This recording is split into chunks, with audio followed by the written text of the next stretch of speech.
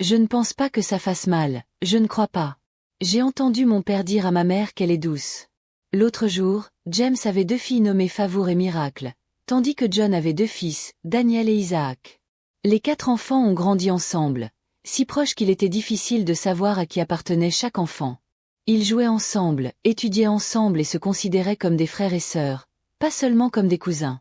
Parmi les 4 enfants, le lien entre Favour et Isaac était le plus remarquable. Ils étaient nés à seulement quelques semaines d'écart, et les gens pensaient souvent qu'ils étaient jumeaux. Où que l'un aille, l'autre n'était jamais loin. C'était comme s'ils ne pouvaient pas être séparés. Si tu aimes les histoires, abonne-toi. Et dis-moi depuis quel pays vous nous suivez. Favour et Isaac partageaient tout.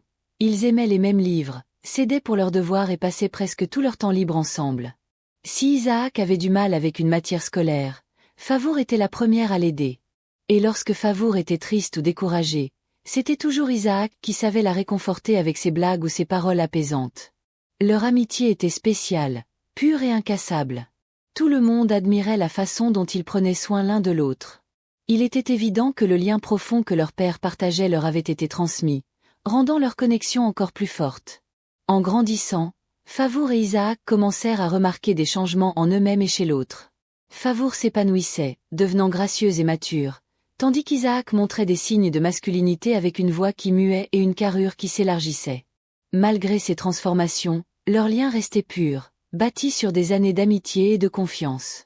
Un soir, alors que John et sa femme riaient doucement dans leur chambre, leur rire résonnait dans la maison silencieuse. Ces bruits intriguèrent Favour, qui se demandait pourquoi ses parents riaient autant la nuit et ce que signifiaient ces sons étranges qui les accompagnaient. Curieuse, elle s'approcha discrètement de la porte de leur chambre et l'entr'ouvrit légèrement pour jeter un coup d'œil. Ce qu'elle vit la laissa confuse. Ses parents étaient très proches l'un de l'autre, leurs gestes et expressions lui semblaient inhabituels. Mais ce qui la troublait le plus, c'étaient ces bruits qu'elle ne comprenait pas. Elle resta là, figée, avant de retourner silencieusement dans sa chambre, son esprit rempli de questions qu'elle n'arrivait pas à élucider. Le lendemain, Favour ne pouvait s'empêcher de penser à ce qu'elle avait vu. L'image étrange ne cessait de lui revenir en tête. Elle décida alors d'en parler à Isaac. Lorsqu'ils furent seuls, elle lui chuchota. « Isaac, hier soir, j'ai vu mes parents faire quelque chose de bizarre dans leur chambre. » Isaac haussa un sourcil, intrigué. « Qu'est-ce que tu veux dire par bizarre ?» demanda-t-il. Favour expliqua ce qu'elle avait vu, décrivant les gestes et les sons. Isaac éclata de rire et répondit. « Oh, ça, c'est des trucs d'adultes. » Favour le regarda, stupéfaite. « Tu sais ce que c'est » s'étonna-t-elle. « Oui, Favour, j'ai déjà vu mes parents faire ça aussi. Et, j'ai vu des choses similaires sur Internet, » avoua Isaac d'un ton décontracté. Surprise, la curiosité de Favour s'intensifia. « Montre-moi, » demanda-t-elle. « Non, Favour, c'est des trucs pour adultes. »« Tu n'es pas censé regarder ça, » répondit Isaac, hésitant. « Mais toi, tu as regardé. Pourquoi je ne pourrais pas le voir aussi ? On a le même âge. » insista-t-elle. Isaac tenta de détourner le sujet, mais Favour n'abandonnait pas. Elle le suppliait, encore et encore, jusqu'à ce qu'Isaac, à contre-cœur, finisse par céder. Il ouvrit son téléphone et lui montra une vidéo. Ce qu'ils virent les troubla tous les deux.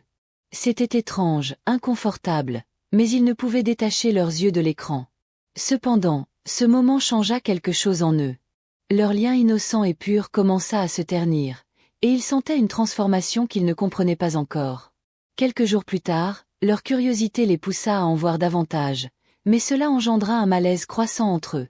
Leur relation, autrefois simple et joyeuse, devint lourde de silence et de tension. Favour semblait de plus en plus déterminé à comprendre ce qu'ils avaient vu, tandis qu'Isaac ressentait un profond sentiment de culpabilité. Un jour, alors que Favour insistait pour qu'il essaie, Isaac refusa catégoriquement, pris par une vague de remords. Malgré cela, Favour semblait incapable de renoncer, jusqu'à ce que, quelques semaines plus tard, elle tombe malade. Le médecin révéla à sa mère, Madame Patience, que Favour était enceinte de 3 semaines.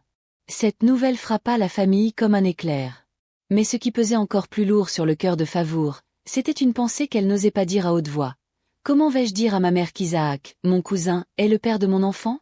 De retour à la maison, le silence était pesant. Favour se sentait de plus en plus accablée par la peur et la honte. Sa mère, Mrs. Patience, semblait perdue dans ses pensées, son visage durci par l'inquiétude. La nuit tombait, alors que tout le monde dormait, Favor s'assit sur son lit, le regard vide, les larmes coulant silencieusement sur ses joues. Elle savait qu'elle devait parler, qu'elle devait tout avouer, mais les mots lui semblaient impossibles à prononcer. Comment sa mère réagirait-elle en apprenant la vérité? Comment la famille supporterait-elle ce secret qui, désormais, pesait sur ses épaules comme une montagne? Le lendemain matin, Mrs. Patience ne pouvait plus ignorer l'attention. Pendant le petit déjeuner, elle posa doucement sa main sur celle de sa fille. « Favor, dit-elle calmement, il faut que tu me dises la vérité. Qui est le père de cet enfant ?» Favor baissa la tête, incapable de soutenir le regard perçant de sa mère. Ses mains tremblaient, et sa gorge se nouait. « Maman, c'est Isaac, murmura-t-elle d'une voix presque inaudible. Mrs. Patience resta figée un instant, comme si le temps s'était arrêté. Elle cligna des yeux, espérant avoir mal entendu. « Quoi ?» répéta-t-elle, cette fois avec plus de force. « Isaac? Ton frère ?» Favor éclata en sanglots, incapable de contenir son émotion. « Je suis désolée, maman. Je ne voulais pas que ça arrive. » L'annonce eut l'effet d'une déflagration. Mrs. Patience bondit de sa chaise, son visage déformé par la colère et l'incrédulité. « Comment avez-vous pu faire une chose pareille ?» cria-t-elle, les larmes aux yeux. « Isaac est ton cousin, Favor. » La tension monta dans la maison lorsque Mrs. Patience convoqua Isaac. Celui-ci arriva, le visage marqué par l'inquiétude, devinant que quelque chose de grave s'était passé. « Isaac, est-ce vrai ?» rugit Mrs. Patience. « Est-ce toi qui a mis Favor enceinte ?» Isaac détourna les yeux, le visage sombre et honteux. « Oui, maman, » murmura-t-il finalement. À ces mots, Mrs. Patience s'effondra sur une chaise, complètement abasourdie. Elle se prit la tête entre les mains, murmurant des prières à voix basse, cherchant un semblant de calme face à cette situation qu'elle n'aurait jamais imaginée. Le silence s'étira dans la pièce, seulement interrompu par les sanglots étouffés de Favor. « Je ne peux pas gérer ça seule, » finit par dire Mrs. Patience d'une voix faible. « Je dois en parler à ton père. » Cette phrase glaça Isaac et Favor. Ils savaient que l'arrivée de leur père, James et John, ne ferait qu'aggraver les choses. Les deux hommes, aussi proches que des frères, ne prendraient pas cette nouvelle à la légère. Quelques heures plus tard, James et John furent appelés. Lorsqu'ils arrivèrent, Mrs. Patience expliqua la situation, la voix tremblante mais ferme. Les deux hommes écoutèrent en silence, mais leur colère montait visiblement. James frappa la table du poing. « Comment avez-vous osé détruire la confiance et l'unité de cette famille ?» hurla-t-il.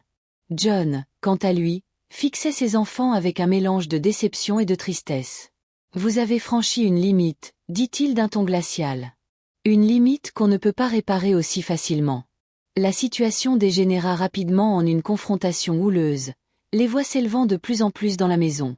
Pendant ce temps, Favor et Isaac restaient silencieux, submergés par la honte. À la fin de la journée, une décision fut prise.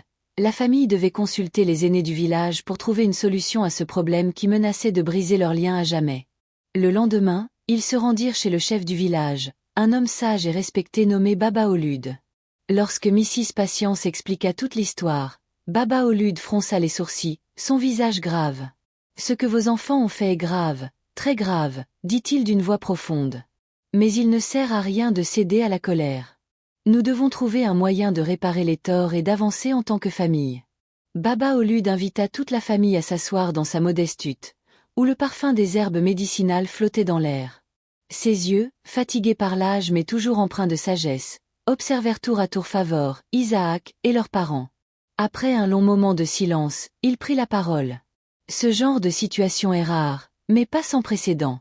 Ce qui importe maintenant, c'est la manière dont vous choisirez de gérer les conséquences. » Il se tourna vers Favor et Isaac, ses yeux perçants semblant sonder leur âme. « Vous êtes jeunes, inconscients du poids de vos actes.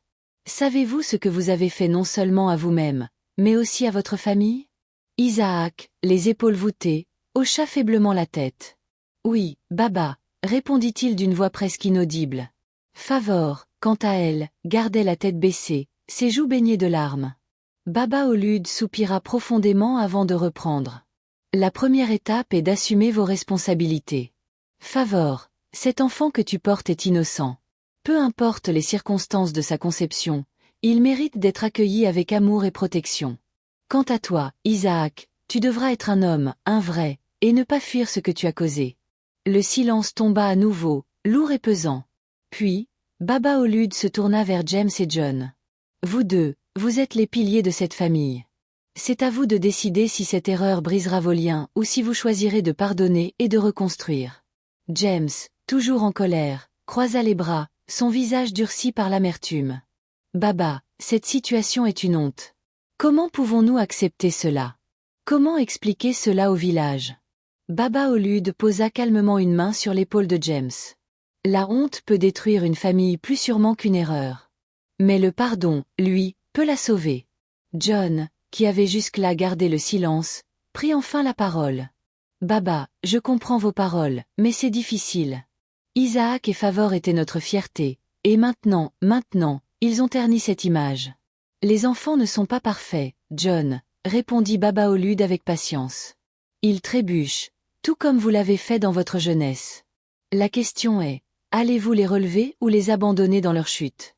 Les paroles du vieil homme résonnèrent profondément en chacun.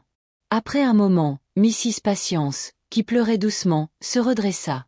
Je ne peux pas tourner le dos à ma fille, dit-elle fermement. Cet enfant est de mon sang. Je veillerai sur elle et sur le bébé. James et John échangèrent un regard. Finalement, James soupira et hocha la tête. Nous avons beaucoup à discuter en tant que famille, mais je ne veux pas que cette erreur nous divise. Baba Olude esquissa un sourire satisfait. Très bien. Le chemin du pardon est difficile, mais il mène toujours à la paix. Il se leva lentement et tendit une petite amulette à Favor. Porte ceci. Il symbolise la force et la protection. Tu en auras besoin pour affronter les jours à venir. Favor accepta l'amulette avec reconnaissance, murmurant un « merci » à peine audible. Avant de les laisser partir, Baba Olude les avertit une dernière fois. Il y aura des regards, des jugements, des murmures dans le village. Mais si vous restez unis, personne ne pourra briser votre famille. En quittant la hutte du vieil homme, la famille sentait que le chemin serait long, mais qu'un espoir, aussi mince soit-il, existait encore. Alors que la famille marchait vers la maison, le silence régnait entre eux. Chacun semblait plongé dans ses pensées, cherchant comment affronter les jours à venir. Favor, tenant fermement l'amulette donnée par Baba Olude, sentait un mélange de honte et de soulagement. Sa mère lui serra doucement l'épaule, comme pour lui rappeler qu'elle n'était pas seule. Une fois arrivée, Mrs. Patience appela toute la famille dans le salon. La tension était palpable, mais cette fois, elle était mêlée d'une détermination silencieuse. Nous devons décider comment avancer, dit Mrs. Patience d'un ton ferme. Ce qui est fait est fait. Nous ne pouvons pas changer le passé, mais nous pouvons choisir comment réagir. James hocha la tête, les bras croisés. Il faut protéger la réputation de la famille. Le village ne doit pas apprendre que c'est Isaac qui est responsable, ajouta-t-il. John, après un moment d'hésitation, répondit. Peut-être, mais cacher la vérité ne fera qu'alourdir le poids que Favor et Isaac portent déjà. Et toi, Isaac? Que as-tu à dire? Demanda James, tournant un regard perçant vers son fils.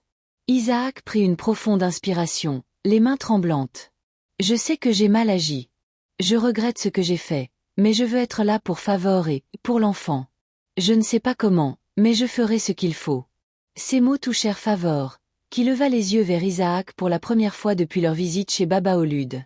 Moi aussi, je veux réparer cette erreur, murmura-t-elle. Mrs. Patience, les larmes aux yeux, prit la main de sa fille. Tu es encore une enfant, Favor, mais tu vas devenir mère. Et en tant que mère, tu devras être forte. James, bien que toujours visiblement frustré, finit par soupirer et se leva. Très bien. Nous ferons face ensemble. Mais écoutez-moi bien, vous deux, il n'y aura plus de secrets, plus de mensonges.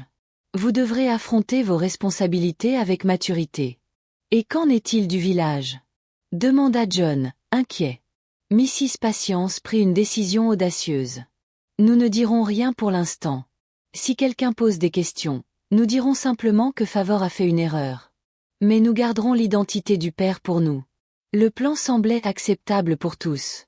Favor et Isaac savaient que cette décision leur donnait du temps, mais ils comprenaient aussi que le poids de leur secret ne disparaîtrait pas.